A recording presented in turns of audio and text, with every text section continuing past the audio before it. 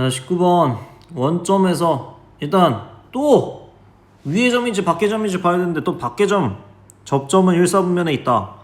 야, 그리고 우리가 이제 조금 공부를 했잖아. x 4제곱 더하기 12는 우함수로 그래프 이렇게 생겼을 거고, 원점에서 그었으면 약간 1사분면이니까 이런 느낌으로 생겨야겠지. 자, 접점의 좌표 모르니까 t, t 4제곱 더하기 10이라고 두고, 야, 일단 접선이 어떤 점을 지나간다 그랬으니까 접선 방정식을 구해봐야 되잖아.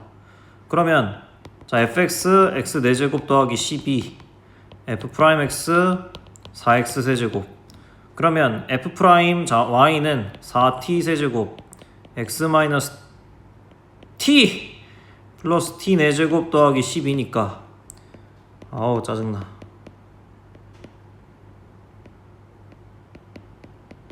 자, 이렇게 나오겠죠?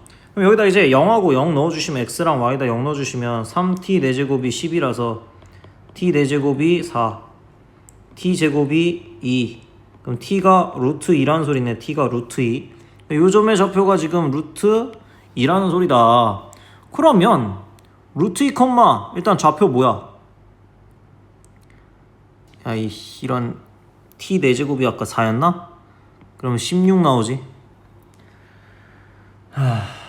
그러면 야, 0,0하고 루트 2, 16 지나는 기울기는 루트 2분의 16, 즉 8루트 2죠. 8루트 2. 응? 그러면 직선이 y는 8루트 2x야. 8루트 2x. 요 지금 접선 방정식이 8루트 2x라고. 그러면 이 새끼가 몇이래 아까 문제에서? k, 32. 얘가 32 지날 때 요 k 값 구하라 그랬지. 그러면 이만큼 곱해서 8 곱하기 4에서 30이 나오니까 k 루트 2가 4 나올 거고, 자, 얘 루트 2로 나눠주면 2 루트 2 나오겠죠. k 값 2 루트 2. 오케이? 그래서 k 값은 2 루트 2 나온다. 쉽네요. 뭐야? 20번 원뿔 부피의 최대값. 야, 그러니까 왜 최대값이야? 이게 지금 원뿔이, 야, 예를 들면 이런 원뿔일 수도 있잖아. 요렇게. 아이, 그림 뭐야 그림?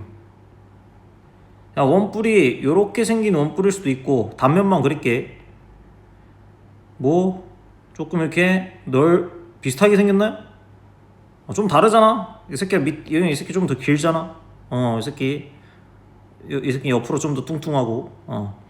그러니까 어쨌든 이게 지금 원뿔이 모양이 계속 바뀔 수 있다는 거. 그러면 야, 원뿔이 모양이 바뀌면서 부피가 달라지니까 이 좌표를 잡아봐야 돼. 좌표랜다. 길이를 표현을 해봐야 돼. 그럼 선생님이 원뿔을 갖다 한번 표현을 해볼게. 자, 원뿔 표현하려면 일반적으로 원뿔이 이렇게 생겼다라고 쳐보자. 좀 길다랗게. 그러면 여기 원의 중심이 있을 거고, 자, 반지름 9라고 했으니까 여기가 9, 여기 이 현에다가는 이렇게, 현의 이등변 삼각형이니까 이렇게 수직 이등분 되잖아. 수직 이등분. 자, 그러면 이 원뿔의 높이가 뭐야? 원뿔의 높이는 요게 원뿔의 높이고, 원뿔의 반지름이 요게 원뿔의 반지름이고, 요 길이는 반지름이니까 9 나오죠. 야, 내가 왜 이거 R하고 H로 이렇게 잡는 거야? 원뿔의 부피 공식이 밑넓이 곱하기 높이에다가 3분의 1 곱해준 거잖아. 그치? 밑넓이 1에다가. 그러면 내가 여기서 뽑아낼 수 있는 게 요 삼각형을 보시라. 요 삼각형을 이렇게 떼어놔 볼게. 그럼 여기 R 9 따리. 자, 얘는 높이에서 9 빼준 거지. 요 길이는. 얘로 피타고라스로 관계식 하나 만들 수 있죠. 자, 81은 R제곱 더하기 H-9의 제곱이니까, 자, 물론 H를 R로 표현해도 되지만 그럼 미친 행동을 하지 맙시다. R제곱은 H-9의 제곱이라고 표현해주면 훨씬 문제 풀기가 편하겠죠. 왜? 내가 여기서 R제곱 대신에 요식 넣어주면 되니까. 자, 그러면 지금 여기 나와 있는 부피 함수 있죠. 부피.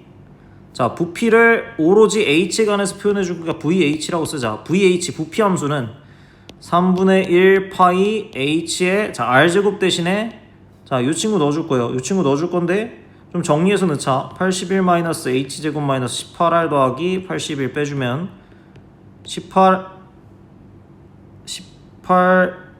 아니고 18h 빼기 h제곱 나오네요.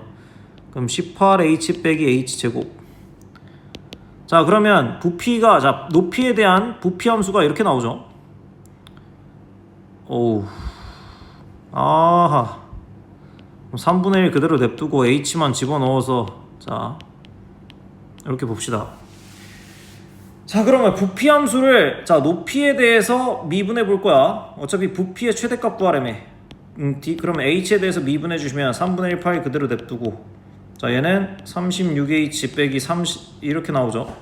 그럼 이 새끼 이제 몇 차 함수야? 리차 함수죠. 리차 함수. 리차 함수 0하고 12. 자, 그러면 마뿔마니까, 자, 이 차 함수가 어떻게 생겨야 돼? 또르륵. 아이씨, 야, 공식 지운다. 이 차 함수가 껌둥이 감소, 증가, 감소 이렇게 나오지. 그러면 내가 봐주는 건 h 값이, 야, h가 음수가 될 수는 없잖아. 그러면 h가 언제 제일 커져? 극대값 요때 제일 커지겠네. 12일 때, h가 12일 때. h가 12일 때 부피가 제일 크네. 지금 높이에 따른 부피 함수잖아. 높이에 따른 부피 함수. 그러면 h가 12일 때 부피가 가장 크니까 부피의 최대값, 그러면 h에다가 12 넣어줬을 때, 그럼 V12는 3분의 1 파이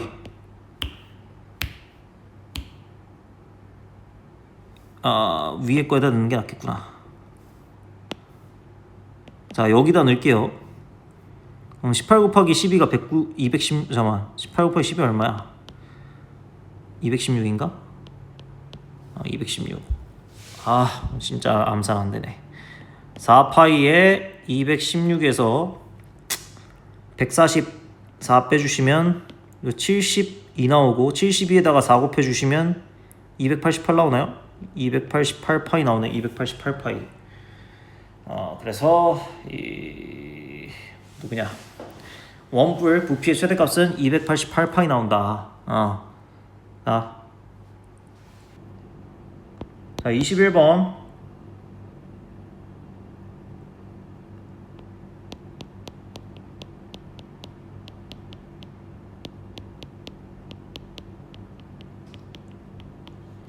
자, 이게 F고 이게 G죠. 그럼 F 빼기 G가 0보다 크거나 모든 실수 X에서 0보다 크거나 같다 그랬으니까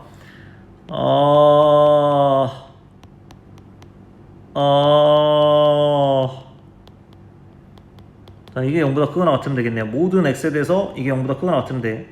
그럼 요 새끼를 그려봅시다. 요 새끼를.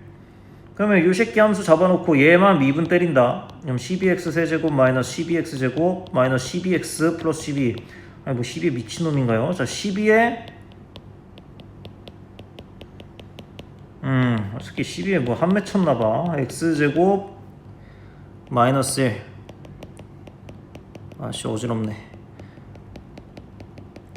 그럼 뭐야? 12 x 플러스 1 x 마이너스 1의 제곱. 그러면 마이너스 1하고 1 있고 어떻게 여기서 꿰뚫고 접하네. 마뿔뿔. 그럼 어디서 최소값? 마이너스 1, 1 이렇게 생긴 그래프지. 마이너스 1에서 최소값 같겠네. 아까 얘기했잖아. 이 반에서 공부 제일 못하는 놈이 빵점보다 크거나 같으면 나머지 애들도 다 빵점보다 크거나 같겠지. 그러니까 제일 공부 못하는 놈이 지금 x는 마이너스 1이야. 이 새끼의 점수가 3 플러스 4 마이너스 6. x에다 마이너스 1 대입한 겁니다. 이렇게 나오죠. 이 새끼가 0보다 크거나 같으면 돼요. 그러면 7에서 18 빼주니까 k가 11보다 크거나 같으면 되겠지. 그래서 이렇게 풀어주시면 된다. 22번. 방향을 두 번 바꾼다. 위치인데 방향을 바꾼다. 야, 방향 누구랑 관련돼 있어? 속도의 부호가 바뀌면 돼. 부호가 바뀌면 돼. 내가 그랬잖아. 내가 맨날 수업 시간에 교실에서 생쇼 하잖아. 내가 오른쪽으로 운동하는 거 속도가 플러스, 왼쪽으로 운동하는 거 속도가 마이너스라고. 그러면 운동 방향이 바뀌어야 된다 그랬어. 그럼 속도의 부호가 바뀌어야 돼. 마치 극대값, 극소값 구하는 것처럼. 그럼 자, 2번 바뀌어야 된다고? 그럼 다시 새로운 종이도 할게요.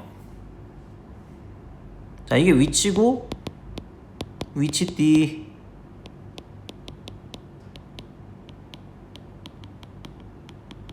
그 다음에 속도 D,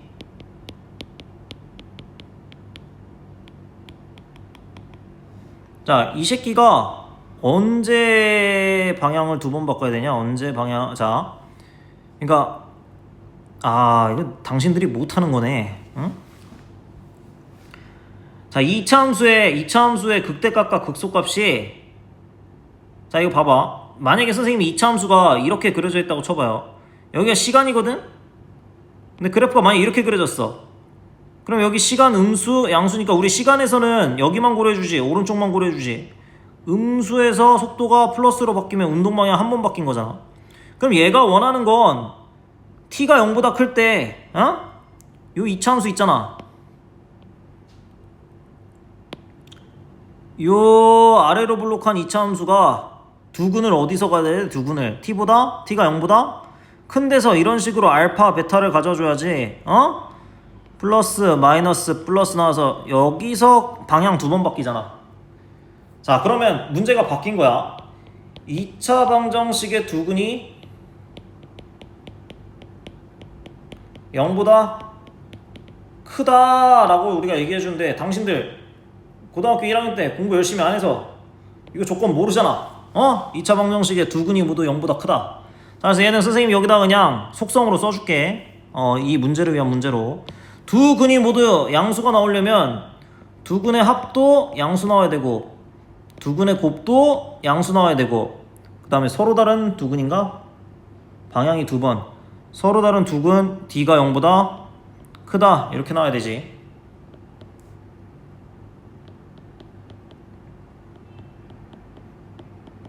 자, 얘가 0보다 크다, 이렇게 나오고, 자, 두 근의 곱 얘도 0보다 크고, 2K도 0보다 크고. 자, 세 개를 동시에 만족하면 돼요. 그러면 이거는 K가 0보다 크다, K가 마이너스 3분의 1보다 크다. 이 새끼는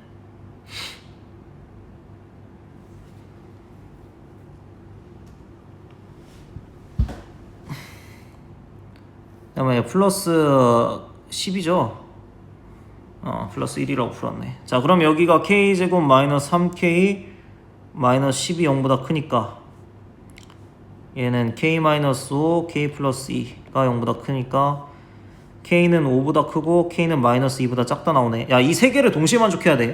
그럼 선생님 여기다 수직선 그어볼게. 첫 번째 거, 두 근의 합이 0보다 큰 건 수직선에 이렇게 나타낼 수 있고, 마이너스 3분의 1보다 큰 거는 이렇게 나타낼 수 있고, K가 5보다 큰 거는 이렇게 나타낼 수 있고, K가 마이너스 2보다 작은 건 이렇게 나타낼 수 있으니까 세 개 동시에 만족하는 건 여기죠. K가 5보다